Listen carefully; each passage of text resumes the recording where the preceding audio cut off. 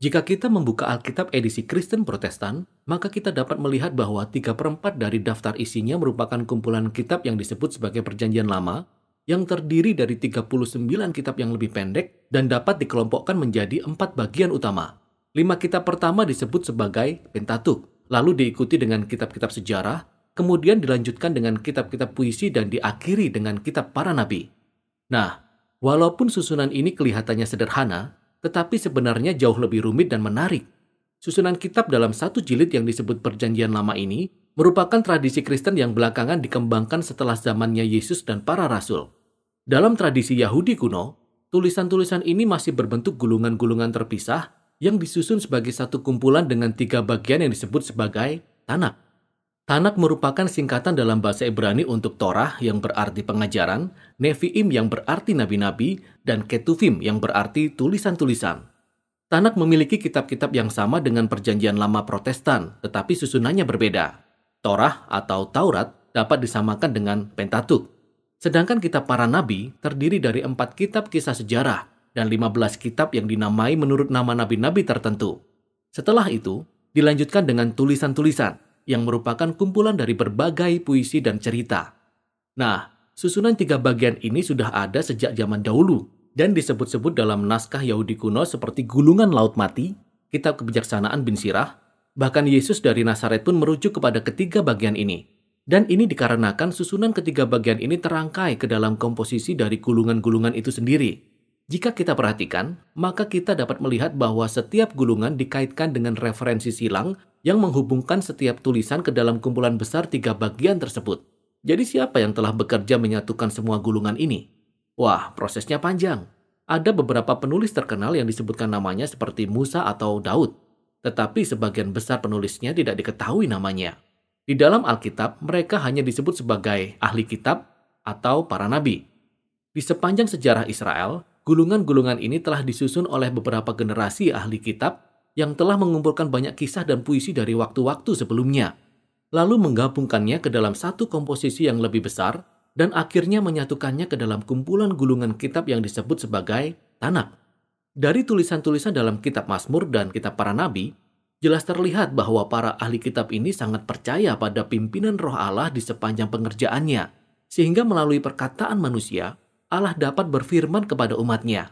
Itulah sebabnya mereka sangat menghargai tulisan-tulisan ini. Mereka mempelajari dan menyusunnya menjadi satu kesatuan. Kita tidak tahu kapan persisnya proses ini selesai, tetapi kira-kira di sekitar abad-abad terakhir sebelum zaman Yesus. Secara keseluruhan, Tanak menolong kita untuk memahami sejarah Israel sebagai nubuatan yang mengungkapkan tujuan Allah untuk menyelamatkan seisi dunia. Meskipun kita tidak bisa mendapatkan penjelasan rinci tentang seluruh isi Tanak dalam satu video ini, namun kita bisa memperoleh gambaran secara umum tentang inti dari seluruh gulungan kitab ini. Taurat diawali dengan Allah menciptakan dan memberkati sebuah tempat tinggal yang sangat besar, yaitu dunia yang sangat baik. Kemudian Allah mempercayakan dunia ini kepada ciptaannya yang mencerminkan gambar Allah, yakni manusia, atau dalam bahasa Ibrani, Adam. Allah menunjuk manusia untuk memerintah atas dunia ini sebagai raja dan ratu atas ciptaannya. Pertanyaannya sekarang adalah, apakah mereka mempercayai hikmat Allah untuk bisa membedakan yang baik dan yang jahat? Ataukah mereka menentukan sendiri mana yang baik dan yang jahat buat diri mereka? Nah, ada makhluk lain yang tinggal bersama-sama manusia, yaitu si ular yang misterius. Si ular yang memberontak melawan sang pencipta dan menipu manusia, sehingga mereka dengan bodohnya memberontak terhadap kemurahan Allah. Akibatnya, manusia terpisah dari Allah, sumber kehidupannya, dan mereka dibuang dari taman yang penuh berkat itu sehingga mati di padang belantara yang ganas. Dari sana, umat manusia terus tersebar dan menetapkan sendiri mana yang baik dan yang jahat, sehingga mereka makin memburuk dengan cepat. Mereka membangun kota-kota yang dipenuhi dengan kekerasan dan penindasan, yang semuanya menjadi dasar berdirinya sebuah kota yang disebut Babel, tempat di mana orang-orang meninggikan diri sendiri menjadi seperti Allah. Nah, sekarang, jalan cerita utama dari seluruh Alkitab sudah kelihatan. Allah ingin memberkati dan memerintah atas dunia ciptaannya melalui manusia. Tetapi sekarang manusialah yang menjadi masalahnya. Manusia berada di bawah pengaruh si jahat. Mereka menjadi bodoh, picik, dan merusak diri sendiri. Namun ini semua menjadi awal dari solusi Allah. Kita butuh manusia yang baru. Jadi Allah berjanji akan mendatangkan manusia baru yang tidak akan tunduk pada si ular. Bahkan ia akan meremukkan si ular, tetapi juga diremukkan olehnya. Dari sini, kisahnya berlanjut dengan menelusuri garis keturunan yang dijanjikan kepada seorang pria dan wanita, Abraham dan Sarah. Allah mempercayakan kepada mereka berkat Allah yang sama dengan yang diberikan kepada manusia pertama. Jadi mereka meninggalkan Babel menuju ke tanah yang baru yang menyerupai taman yang Allah janjikan bagi keluarganya. Berikutnya adalah kisah mengenai keluarga Abraham. 3 generasi, Abraham, Ishak, dan Yakub. Dilanjutkan dengan 12 anak laki-laki. Dan kita sangat berharap pada mereka sampai akhirnya kita melihat kisah keluarga mereka yang hancur dan berantakan. Mereka berbohong, menipu, dan hampir membunuh satu sama lainnya, belum lagi skandal seksnya. Tetapi apa yang bisa kita harapkan setelah kisah di Taman Eden? Mereka hanyalah manusia biasa. Pada akhirnya, keluarga Abraham dibuang ke Mesir. Semua kegagalan dalam keluarga Abraham ini menjadi latar belakang yang suram di balik momen-momen yang indah dalam kisah tersebut.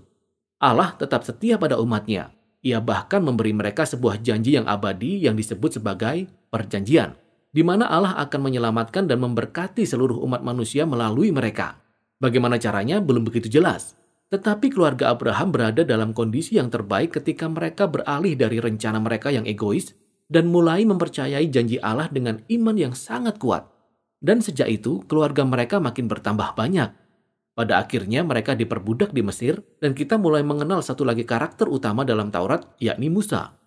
Allah mengangkat Musa untuk membebaskan orang-orang Israel dan membawa mereka ke sebuah gunung di mana mereka semua dibawa ke dalam suatu perjanjian dengan Allah. Mereka diberi 613 hukum dalam perjanjian ini yang merupakan pedoman untuk menjadi manusia baru yang akan dengan setia menjadi saksi Allah bagi dunia ini. Dan Musa menjadi perantara dalam perjanjian ini karena ia memang luar biasa. Ia adalah nabi yang terutama yang menyampaikan firman Allah kepada bangsa Israel. Ia adalah seorang imam yang mewakili bangsa Israel di hadapan Allah. Ia bahkan disebut sebagai seorang raja yang memimpin dan membebaskan bangsa Israel pada saatnya. Namun seiring berjalannya kisah dalam Taurat, orang-orang Israel mengalami kegagalan besar. Mereka melanggar perjanjian dengan Allah, bahkan Musa memberontak melawan Allah. Bahkan di akhir Taurat, Musa menubuatkan bangsa Israel akan terus mengalami kegagalan, bahkan sampai saat mereka kembali ke tanah perjanjian. Dan mereka sekali lagi akan berakhir dalam pembuangan. Namun Musa berharap Allah akan memenuhi janjinya untuk menyelamatkan bangsa Israel. Suatu hari nanti Allah akan membereskan kegagalan mereka dan menyembuhkan hati mereka yang egois sehingga mereka bisa sungguh-sungguh hidup dan mengasihi Allah. Dan kemudian matilah Musa. Nah, kalimat-kalimat terakhir dalam gulungan kitab ini sangatlah mengejutkan karena kita akan mendengar dari ahli-ahli kitab yang menyusun tanak dari sudut waktu yang maju ke depan. Mereka merenungkan kembali kisah Musa dari sudut pandang mereka dan menyatakan bahwa dalam sejarah Israel, nabi seperti Musa tidak akan pernah ada lagi. Wah, aku berharap seorang nabi, imam, raja yang seperti dia akan datang lagi. Dari sini kita beralih ke bagian Nevi'im yang terdiri dari 2 kumpulan. Yang pertama, nabi-nabi awal. 4 narasi tentang kisah bangsa Israel di tanah perjanjian yang diceritakan oleh para nabi dari sudut pandang di masa depan. Pada awalnya semua berjalan dengan baik di bawah kepemimpinan Yosua. Kita tahu bahwa ia menjadi pemimpin yang sukses karena ia seperti Musa dan selalu merenungkan kitab suci siang dan malam. Tetapi akhirnya, Yosua pun mengalami kegagalan. Inilah awal dari kejatuhan bangsa Israel yang panjang dan menyakitkan menuju kehancuran. Tepat seperti yang telah diperkirakan oleh Musa dan dalam kisah di Taman Eden. Kebanyakan kisah ini berfokus pada kegagalan para raja, para nabi, dan imam-imam Israel. Bagaimana mereka telah berbohong, menipu, saling membunuh, dan menyembah berhala. Pada dasarnya, kisah ini mengulangi kisah kegagalan para leluhur mereka tetapi lebih lama dan lebih mengerikan. Namun ada titik terang, di mana Allah menegaskan kembali janjinya untuk memberkati seluruh umat manusia melalui seorang manusia baru, yaitu seorang raja dari garis keturunan Daud. Dan kita dapat melihat beberapa kisah seperti Daud atau Salomo yang mengalami saat-saat seperti Abraham ketika mereka mempercayai Allah. Tetapi ini tidak pernah bertahan lama. Dan tahukah Anda, keturunan Abraham akhirnya kembali ke tempat di mana mereka berasal, yaitu ketika mereka ditaklukkan dan dibuang ke Babel. Tetapi ingat, seluruh kisah ini diceritakan oleh para nabi dari sudut pandang di masa depan. Jadi mereka tahu pembuangan ini bukanlah sebuah akhir. Sehingga mereka menyusun kisah masa lalu Israel ini sebagai penunjuk kepada pengharapan mereka di masa depan. Ketika Allah membebaskan umatnya dari Babel, Ia akan mengirimkan seorang raja baru yang seperti Musa dan Daud dan Salomo pada saat mereka masih setia. Sebenarnya inilah yang menjadi inti dari bagian kedua dari Nevi'im, yaitu nabi-nabi berikutnya. Ada 3 tulisan panjang dan 12 tulisan pendek yang terkait dengan nabi-nabi tertentu, yang memang sengaja disusun untuk mengingatkan kita akan 3 plus 12 leluhur sejak kitab Kejadian, yang kisah kegagalannya juga mengandung benih-benih pengharapan di masa depan. Gulungan kitab para nabi ini memiliki banyak referensi silang yang menghubungkannya dengan kisah dalam kitab Taurat dan para nabi, dan kemudian melanjutkan kisahnya lebih jauh. Tugas nabi-nabi Israel adalah menjadi seperti Musa dengan menuduh Israel lama atas kegagalan dan kejahatan mereka, dan juga memperingatkan mereka akan ganjaran yang terus membayang-bayangi mereka, yaitu hari Tuhan, yang akan berakhir dengan kekalahan dan pembuangan di Babel. Tetapi para nabi juga berjanji bahwa Allah punya tujuan untuk memurnikan umatnya dan menciptakan kembali Israel yang baru yang setia seperti Abraham.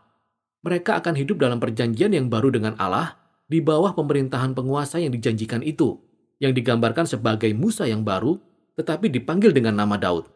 Ialah yang akan memulihkan berkat Allah bagi seisi dunia. Bagian akhir dari Nevi'im ini sama seperti Taurat, dengan adanya catatan dari ahli-ahli kitab Tanakh yang merenungkan kembali seluruh kisah sampai saat ini dan mendorong para pembacanya untuk menantikan kedatangan seorang nabi baru yang seperti Musa, yang mereka sebut sebagai Elia. Ia akan mengabarkan kedatangan Allah Israel yang akan memurnikan dan menyelamatkan umatnya.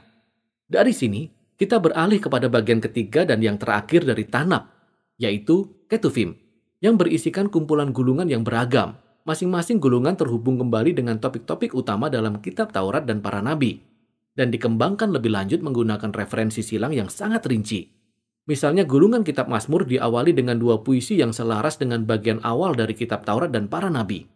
Dalam Mazmur pasal yang pertama, kita akan bertemu dengan orang yang benar, yang digambarkan sebagai Yosua yang baru, seorang pemimpin sukses yang merenungkan kitab suci. Ia seperti seorang raja yang dijanjikan oleh Musa, dan seperti pohon kehidupan yang abadi di Taman Eden. Mazmur pasal 2 kemudian memperkenalkan sosok ini. Dialah raja yang dijanjikan, anak Allah dari garis keturunan Daud, yang akan mengalahkan kejahatan di antara bangsa-bangsa dan memulihkan berkat Allah bagi dunia. Dan seterusnya gulungan kitab Mazmur mengajarkan kepada umat Allah bagaimana mereka harus berdoa saat mereka sedang menantikan pengharapan di masa depan ini. Lalu ada juga gulungan kitab-kitab hikmat yang membahas beberapa pertanyaan yang paling sulit dari kisah yang ada dalam kitab Taurat dan para nabi. Nah, kitab Amsal terdengar seperti Musa yang berbicara dalam kitab Taurat. Percayalah kepada Allah, tetap setia dan taat, maka engkau akan memperoleh kedamaian dan keberhasilan. Tetapi kemudian ketika Pengkhotbah dan Ayub mengingat kembali sejarah bangsa Israel yang berliku, mereka berkata, "Ya, kami sudah mencoba, tapi tidak semudah itu." Ketiga kitab ini secara mendalam berbicara tentang apa artinya hidup dengan bijak di dalam dunia Allah yang baik, tetapi seringkali membingungkan. 2 kitab terakhir dalam Tanakh memberikan masukan yang sangat penting. Gulungan kitab Daniel melihat kembali sejarah panjang kegagalan dan penderitaan bangsa Israel sebagai pintu pengharapan yang istimewa menuju masa depan baru bagi dunia. Suatu hari nanti, manusia baru yang dijanjikan dalam kitab Taurat dan para nabi akan datang. Ia akan ditindas oleh niat jahat manusia yang menyerupai binatang, tetapi Allah akan membela dia dan membangkitkan dia untuk memerintah atas dunia dengan kuasa Allah. Dan akhirnya, gulungan kitab Tawarik menceritakan kembali seluruh kisah dalam Tanakh, mulai dari awal hingga kembalinya bangsa Israel dari pembuangan. Penulisnya berfokus pada janji Allah kepada Daud, yaitu tentang seorang raja di masa depan yang akan menyatukan kembali umat Allah di Yerusalem baru dan akan membawa berkat Allah bagi bangsa-bangsa.